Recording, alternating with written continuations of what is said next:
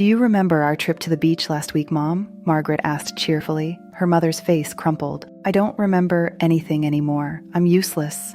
Margaret realized she'd been accidentally hurting her mother with every conversation. That's when Margaret learned about the 3 types of memory and why asking, "Do you remember?" is actually painful to someone with dementia. If you're struggling to connect with someone you love who has cognitive decline, everything you think you know about communication might be making things worse. Today, I'm sharing what Margaret discovered about the right way to talk to someone with dementia and how she transformed their relationship using memory-based communication. Margaret thought she was being kind by trying to help her mother remember recent events. She'd ask about yesterday's activities, remind her about upcoming appointments, and correct her when she got confused about time or facts. Every conversation left both of them frustrated and hurt. The breakthrough came when Margaret learned about the 3 types of memory and how dementia affects each one differently. Understanding this changed everything about how she communicated with her mother. First is functional memory. This involves reasoning, comprehension, and consciousness, and it's the first to decline in dementia. Margaret saw this when they went to restaurants. Her mother would stare at the menu, overwhelmed by choices, unable to focus on the options. She'd wait until someone else ordered and then say, "I'll have that too." Margaret used to get impatient, not understanding that her mother's brain couldn't process multiple choices anymore. Second is procedural memory. These are automatic tasks like eating, walking, and yes, even driving. This memory lasts much longer than functional memory. Margaret's mother could still hold a steering wheel and press a gas pedal, which is why she insisted she could still drive. Margaret was asking her to reason about abstract concepts like reaction time when her reasoning ability was already compromised. Third is emotional memory. This is subconscious, gut-level reactions that stay the longest. Margaret's mother might not remember what happened 5 minutes ago, but she'd remember how Margaret made her feel. Every time Margaret corrected her or asked, "Do you remember?" she was creating negative emotional memories. Margaret realized she'd been making a crucial mistake. She was asking someone with short-term memory loss, short-term memory questions. It's like asking someone with a broken leg to run a marathon. Not only can't they do it, but asking makes them feel terrible about their limitations. The memory analogy that changed Margaret's perspective was thinking of her mother's mind like a filing cabinet with 2 drawers. The short-term memory drawer had lost its bottom. Anything new that went in immediately fell out. But the long-term memory drawer was still full of treasures from decades past. Once Margaret understood how memory worked in dementia, she learned the golden rule: don't drag them into your reality. Move into their world.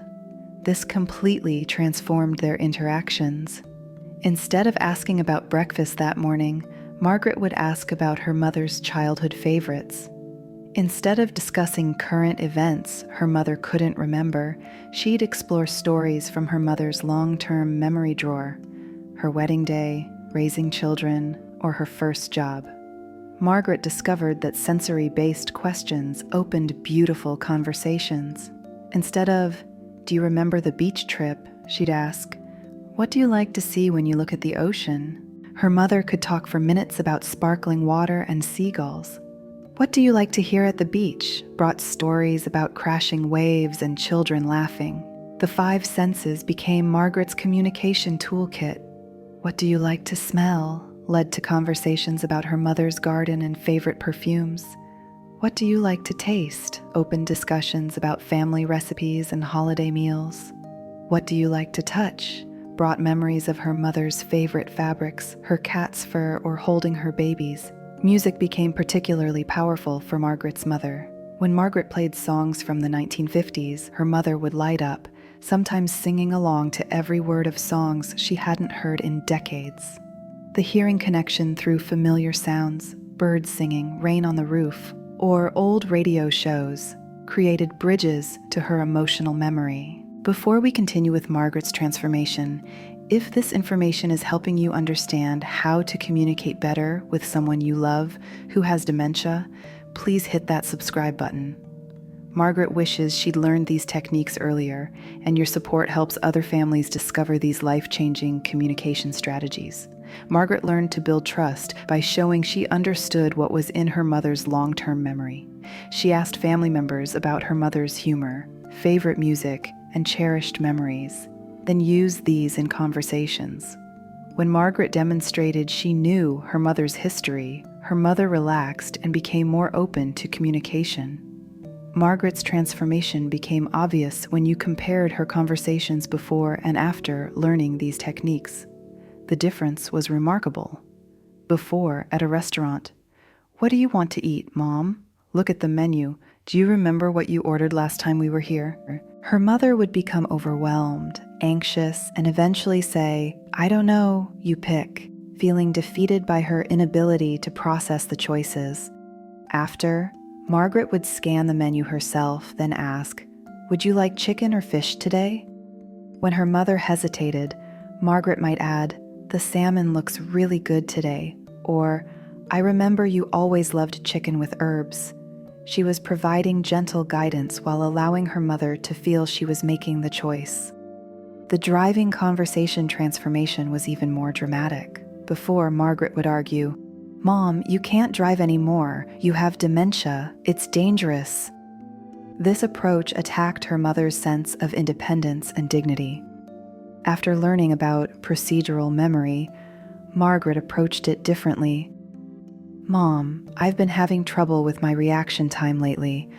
Sometimes I don't break as quickly as I used to. Do you ever notice that happening?" Her mother could relate to this experience and often admitted, "Yes, sometimes I do have trouble reacting quickly."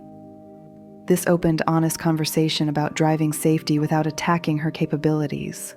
Margaret's biggest revelation came when she stopped trying to correct her mother's confusion about time and place. When her mother said, "I need to pick up the kids from school," her children were adults. Instead of saying, "Mom, your kids are grown up," Margaret would say, "Tell me about picking up the kids. What was that like?" This led to beautiful stories about her mother's experiences as a young parent. When her mother talked about deceased relatives as if they were still alive, Margaret stopped correcting her. Instead of, "Grandma died 10 years ago," she'd say, "Tell me about Grandma. What was she like?" These conversations brought joy instead of confusion and grief. The emotional impact was profound. Margaret's mother stopped looking anxious and defeated during conversations. She began smiling more, sharing stories, and seemed to enjoy their time together instead of dreading it. Margaret learned that certain words and phrases were like landmines in conversations with someone who has dementia. The two most damaging phrases were "no" and "do you remember?" Every time Margaret said, "No, you can't do that," or "No, that's not right," she was emphasizing her mother's limitations and creating negative emotional memories. Instead, Margaret learned to redirect. "That's an interesting idea. What if we tried this instead?" Or, "I have a different thought about that." "Do you remember?" became completely banned from Margaret's vocabulary. This phrase sets people up for failure and shame. Instead, Margaret would say, "I remember when," and then share the memory herself, allowing her mother to join in if she could, or simply enjoy hearing about her own life. When Margaret needed to leave, she stopped saying abrupt goodbyes that created anxiety. Instead of, "I have to go now," she'd give a logical reason.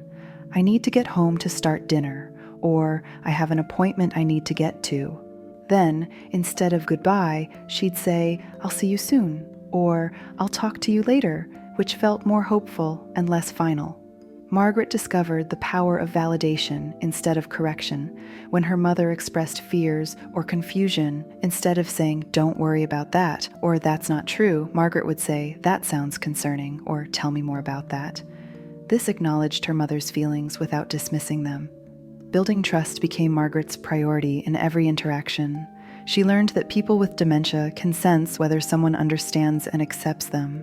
By showing interest in her mother's long-term memories and responding to emotional needs rather than focusing on factual accuracy, Margaret rebuilt their relationship on a foundation of respect rather than frustration. The transformation wasn't just in the words Margaret used, but in her entire approach. She stopped trying to teach or correct and started focusing on connecting. She stopped emphasizing what her mother had lost and started celebrating what remained. Margaret's final breakthrough was learning to create positive emotional experiences in every conversation. She realized that while her mother might not remember the specific details of their talks, she would remember how those conversations made her feel. Photos became powerful conversation tools. Margaret brought albums filled with pictures from her mother's past, her wedding, family vacations, holidays, and everyday moments from decades earlier. Instead of asking, "Do you remember this?"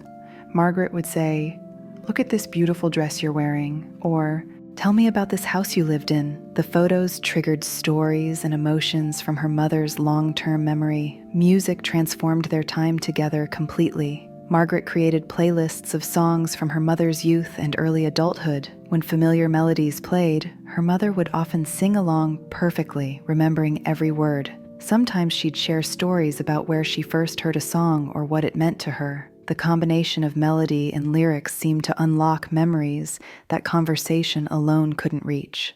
Margaret learned to engage all 5 senses in their interactions. She'd bring her mother's favorite flowers to smell, soft fabrics to touch, familiar foods to taste. They'd sit outside to listen to birds singing or watch clouds drift by. These sensory experiences created immediate joy and often sparked memories about gardens she'd tended, places she'd traveled, or simple pleasures from her past. Humor became incredibly important. Margaret discovered what made her mother laugh: old comedians, silly jokes, or funny stories about family members. Laughter created positive emotional memories that lasted long after the conversation ended. Most importantly, Margaret learned to follow her mother's lead. If her mother wanted to talk about people from her past as if they were still alive, Margaret joined that reality. If she wanted to discuss plans that weren't realistic, Margaret explored those dreams with her. The goal wasn't factual accuracy, it was emotional connection and joy. Margaret's relationship with her mother transformed completely once she learned these communication techniques. Their visits went from dreaded obligations filled with frustration to precious opportunities for connection and joy. Margaret's mother became more relaxed, smiled more often, and seemed to genuinely enjoy their time together. I've put together additional communication resources in the description below, including specific conversation starters and techniques for different stages of dementia progression. What resonates most with your experience? Are you making some of these communication mistakes? Or have you discovered techniques that work well with your loved one? Share your story in the comments. Your insights help other families learn better ways to connect. If this video helped you understand how to communicate more effectively with someone who has dementia, please subscribe for more practical caregiving strategies from someone who understands these challenges. If you're wondering about the early signs of dementia, watch this video about warning signs families often miss. And if you're struggling with the emotional challenges of caregiving, this video about preventing caregiver burnout will help you take care of yourself while caring for others. I'll see you there.